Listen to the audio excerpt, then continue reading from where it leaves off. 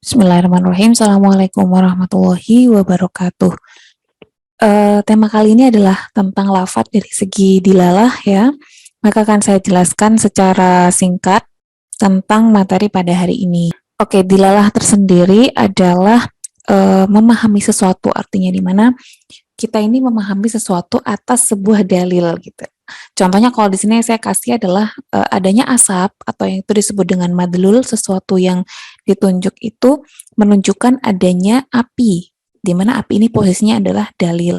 Atau mungkin contoh lain, ketika langit itu sudah berwarna, memunculkan warna mega merah, maka itu sudah masuk menunjukkan masuk waktu Isya. Jadi kurang lebih seperti itu contoh apa yang dimaksud dengan dilalah. Nah, dilalah ini memang sangat penting ya dalam usul fikih karena ini kita melihat bagaimana hukum itu disampaikan melalui lafadz-lafadz entah itu Al-Qur'an ataupun hadis. Memang ini beririsan dengan ilmu mantek. Namun dalam usul fikih ini juga penting karena kita bisa menentukan ini sebenarnya hukumnya apa sih yang dimaksud dalam ayat ini ataupun hadis ini gitu ya. Itu bisa terlihat dengan kita memahami dilalah yang ada dalam sebuah nas. Oke, sekarang kita membagi dilalah terlebih dahulu. Dilalah ini terbagi menjadi dua ya teman-teman. Yang pertama adalah dilalah lafdiyah. Dan yang kedua adalah dilalah ghairu lafdiyah. Kalau dilalah lafdiyah ini adalah dilalah dalil yang digunakan untuk memberi petunjuk yang mana petunjuknya itu dalam bentuk lafadz, suara, ataupun kata. Nah, untuk yang pertama nih ya, ada 3 macam untuk lafadz dilalah lafdiyah. Yang pertama adalah tobi'iyah. Tobi'iyah ini berarti sudah secara adat atau secara apa ya istilahnya? Ya, kebiasaan gitu, dimana ketika ada suara rintihan maka kita bisa memahami dari suara tersebut bahwa ini ada seseorang yang sakit. Kemudian yang kedua, ini adalah berdasarkan akal. Akal maksudnya bagaimana? Akal ini bisa mencerna dengan adanya sebuah tulisan, suara, ataupun kejadian, itu kita bisa menganalisa bahwasanya ini terjadi sesuatu. Misalnya ada asap nih, otomatis akal kita akan mikir, wah ketika ada asap berarti ada api kan gitu. Kemudian yang ketiga adalah dari segi istilah, yang mana ini juga berdasarkan sesuatu yang lazim gitu ya. Misalnya kita mendengar kata meong, nah otomatis kita sudah bisa memahami misalnya meong ini adalah kucing atau roar gitu ya. Nah, itu adalah harimau misalnya seperti itu. Kemudian yang kedua adalah dilalah ghairu lafdiyah. Nah, untuk dilalah ghairu lafdiyah ini berarti dalil atau dilalah dalil yang digunakan itu enggak berdasarkan lafadz, suara ataupun kata, tetapi kediaman atau ketidakada suaraan dari sesuatu, tidak ada tulisan, tidak ada lafadz, atau tidak ada, dengan kediamannya itu sudah menunjukkan sesuatu. Contohnya apa? Yang pertama, secara tabi'iyah atau secara kebiasaan yang bisa kita tahu itu adalah muka pucat. Nah, ketika ada seseorang yang bermuka pucat, kita langsung mikir apakah dia sakit kan gitu. Kemudian yang kedua adalah akal. Sama sih ini hampir mirip ya. Dalam arti ketika kita melihat kita nggak ngapa-ngapain tiba-tiba ada asap kan kita langsung berpikiran bahwasanya itu adalah api. Kemudian yang ketiga adalah huruf H misalnya dalam undangan H siapa gitu. Kita langsung bisa memahami tanpa kita ngapa-ngapain gitu kan, itu udah memahami bahwasanya hadis ini adalah haji.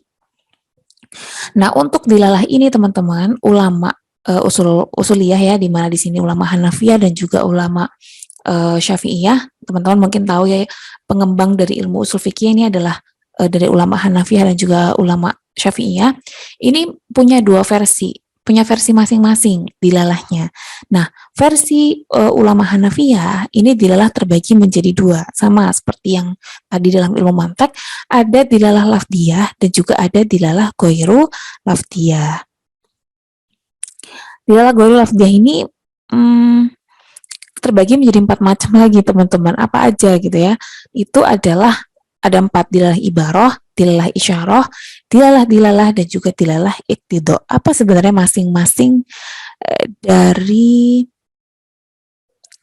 dilalah itu?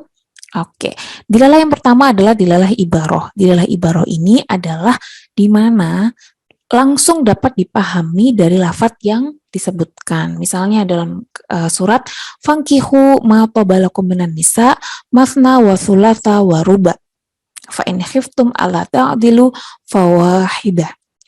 Nah, kita aja dari ayat ini, dari arti atau maksud dari ayat ini langsung kita pahami bahwasanya ayat ini menunjukkan tentang kebolehan mengawini perempuan ya yang lebih dari satu gitu dengan maksimal 4. Kemudian ketika kita tidak bisa berlaku adil maka fawahidah, maka satu saja. Ini berarti ayat ini kategorinya adalah dilalah ibaroh karena kita langsung bisa memahami ayat tersebut. Kemudian yang kedua adalah dilalah isyarah. Dilalah isyarah ini adalah lafadz yang diungkapkan untuk memberi sesuatu tapi nggak disebutkan gitu. Jadi hanya isyarat aja. Contohnya di sini ada ayat wa 'alal mauludi lahu rizquhunna kiswatuhunna bil ma'ruf. Nah, kata al-maulud lahu ini memang ayat ini fungsinya adalah untuk menunjukkan bahwasanya kewajiban seorang ayah itu adalah memberi nafkah, rizquhunna wa kiswatuhunna, jadi memberi nafkah dan pakaian bagi istri yang sedang iddah. Tapi kata al-maulud ini bisa juga diambil hukum bahwasanya yang dimaksud al-maulud lahu ini yang mana artinya adalah suami atau ayah adalah orang yang memiliki nasab dengan si anak. Jadi ada dua hukum yang bisa diambil dari ayat ini karena ada isyarah yang dilalah isyarah yang ini menunjukkan hukum yang lain. Yang contoh yang lainnya misalnya la junaha alaikum in talaqtumun nisa wa lam tamassuhunna aw ta'ridu lahunna faridoh. Jadi tidak ada dosa bagi kamu apabila kamu menceraikan seorang perempuan dan kamu belum menyentuhnya gitu. Dan di sini kalimat yang lain adalah di mana ini ayat ini juga menunjukkan hukum tentang kita harus tetap membayar mahar meskipun kita belum melakukan hubungan suami istri. Kemudian ayat yang lain, ini adalah ayat yang saya sampaikan, belum ya, mungkin di beberapa pertemuan yang di semester depan mungkin ya. Hamluhu wa fisaluhu thalathuna syahra, hamil dan menyusui itu 30 bulan. Kemudian ada ayat lain yang menyebutkan wa fisaluhu fi amaini, dan menyusui itu 2 tahun. Sehingga di sini secara tersirat kita bisa mengambil kesimpulan bahwasanya hukum menyusui 2 tahun atau 24 bulan, sedangkan hamil itu 6 bulan. 6 bulan dari mana? Dari 30 dikurangi 24. Dilalah yang ketiga adalah dilalah. Dilalah ini maksudnya adalah lafadz hukum yang dibicarakan atau diungkapkan itu untuk sesuatu tidak disebutkan karena dapat dipahami berdasarkan pemahaman bahasa. Maksudnya bisa jadi ada hukum lain yang juga terselip di situ, hukumnya nggak jauh-jauh dari lafadz tapi tidak disebutkan karena bisa dipahami berdasarkan bahasa. Nah ini sebenarnya hampir sama dengan kias sih teman-teman, kalau misalnya masih inget ya kias, contohnya seperti ini. Fala taqul lahuma uffin wala tanharhuma. Nah, larangan ini kan hanya ayat ini kan tentang bagaimana kita tidak boleh berkata ya kepada orang tua dan tidak boleh menghardik kepada orang tua. Namun ayat ini pun juga bisa kita pahami bahwasanya larangan berkata kasar kepada orang tua ini juga berlaku pada memukul misalnya, kemudian melakukan penganiayaan yang lain gitu. Jadi nggak hanya terbatas pada kata Atau di ayat yang lain, innalladzina ya'kuluna amwalal yatama dzulma. Jadi memakan harta anak yatim itu adalah kezaliman. Begitu juga misalnya kita menimbun, kita tidak mensubsidi atau mendistribusikan gitu kan. Atau justru kita malah menghilangkan, membakar, itu juga berarti masuk dalam kategori ini, yang mana itu diancam dengan sebuah kezaliman ya, dianggap sebuah kezaliman. Dan yang terakhir adalah dilalah iqtidho. Untuk dilalah iqtidho ini adalah di mana dalam sebuah lafadz itu tidak disebutkan maksudnya itu apa, karena kita sudah bisa memahami dari teks tersebut. Contohnya apa? Contohnya adalah dalam kalimat hurrimat alaikum ummahatukum wa banatukum. Jadi yang disebutkan di sini hanya hurrimat, tapi hurrimat untuk apa kan nggak disebutkan. Nah ini kenapa nggak disebutkan? Karena kita langsung bisa memahami dari teksnya. Ketika ada kata hurimat dan di sini ada kata ummahatukum wa banatul akhi wa banatul ukhti kan gitu. Nah, ini langsung bisa disimpulkan bahwasanya haram yang di sini yang dimaksud ini adalah haram untuk dinikahi. Jadi kita tidak boleh menikahi ibu-ibu kita, anak-anak kita, anak dari saudara kan gitu ya. Nah, itu contohnya. Contoh yang lain deh biar kita bisa lihat adalah ini. La solata lima lam yakro fiha bifatihatil kitab. Maksudnya la solata ini apa? Janganlah sholat gitu ya. Bukan, tapi tidak dianggap melaksanakan sholat bagi siapa saja yang tidak membaca di dalam sholat tadi bifatihatil kitab, membaca al-fatihah. Atau contoh yang lain, hurimat alaikum al-maitata waddama walahmal hinzir. Di sini kan tidak disebutkan ya hurimat apa, tapi bisa dipahami bahwasanya hurimat di sini ketika ada banyak jenis makanan ya yang ada di sini, maka hurimat ini adalah hurimat dalam hal makanan, begitu. Nah, sekarang ada dilalah ghairul lafdiyah menurut ulama Hanafiyah. Nah, dilalah ghairul lafdiyah menurut ulama Hanafiyah ini terbagi menjadi 4.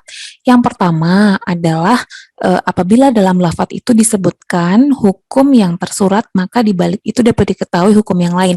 Jadi kalau yang lafdiyah tadi itu kan ada lafadznya gitu yang jelas ya, ini ada hurimat, ada apa. Nah, kalau ghairul lafdiyah itu berarti nggak ada lafadz, nggak ada hanya diem aja tuh kita bisa memahami. Nah, contohnya adalah misalnya di surat An-Nisa ayat 11 gitu ya, tanpa kita berpikir panjang gitu ya, itu sudah bisa terlihat bahwasanya di situ tentang bagian waris ibu dan ayah. Contoh yang lain, yang kedua gitu ya, adalah dilalah yang itu berupa diamnya seseorang bisa memberi penjelasan. Nah, ini seperti hadis di mana diamnya seseorang yang memberi izin, dalam arti pernikahan itu kan bagi seorang perawan gitu, ketika kediamannya itu bisa dianggap memberikan izin untuk menikah, yaitu contoh yang ghairul lafdiyah ya. Kemudian menganggap diamnya seseorang sebagai penolakan penipuan ini, yaitu misalnya seorang wali, perwalian harta misalnya, ketika dia diam itu berarti kan dia tidak menyetujui dan itu bisa dianggap sebuah penolakan. Jadi ini lebih kepada gimana implikasi hukum ketika seorang itu diam gitu loh. Kalau yang tadi bisa jadi diam menjadi izin, bisa jadi diam menjadi sebuah penolakan gitu ya. Dan yang terakhir adalah penunjukan diam yang menyatakan sesuatu yang berbilang. Jadi misalnya ada sebuah ya ada gium, jadi ada diam yang menyatakan makdud atau sesuatu yang dibilang. Jadi memang sebuah halayak umum yang mana meyakini ketika kita menjelaskan angka itu ya tanpa menyebutkan di belakangnya, misalnya rokok 1 gitu, itu langsung dipahami bahwa 1 ini adalah 1 pak gitu misalnya. Nah, itu termasuk dilalah ghairul lafdiyah. Kemudian untuk yang kedua adalah dilalah versi ulama Syafi'iyah nih. Nah, ulama Syafi'iyah membagi dilalah itu menjadi 2, yaitu dilalah mantuk dan yang kedua adalah dilalah mafhum. Hampir sama sebenarnya. Dilalah mantuk ini adalah dalil yang sudah tertulis, tersurat di dalam ayat, sedangkan dilalah mafhum ini adalah dilalah yang tersirat, yang mana ini bisanya adalah dipahami gitu. Yang pertama, dilalah mantuk ini contohnya waroba ikumulati fi hujurikum min nisaikum allati dakhaltum bihinna. Nah, ayat ini menjelaskan bahwasanya tidak ada pernikahan ya, tidak boleh adanya pernikahan antara anak tiri dengan anak tiri yang lain ketika anak bawaan dari seorang laki-laki dan perempuan yang janda dan duda misalnya, ketika janda dan duda ini menikah dan sudah melakukan hubungan suami istri. Kemudian kalau dilalah mafhum tadi misalnya ada kalimat, ada ayat fala taqullahuma uffin, tapi kata uff ini bisa dipahami lebih lanjut. Sebenarnya hampir sama, cuman istilahnya aja yang beda. Mantuk terbagi menjadi 2, mafhum terbagi menjadi 2. Untuk muwafaqah ini hampir sama ya dengan dilalah iktidoknya ulama Hanafiyah gitu ya, di mana di sini kata uf itu lebih luas ya hukumnya. Kemudian memakan harta anak yatim juga hukumnya sama dengan membakar. Kemudian kalau mafhum mukhalafah ini adalah mafhum yang dimana misalnya di lafadz itu nggak disebutkan tapi itu menunjukkan hukumnya gitu.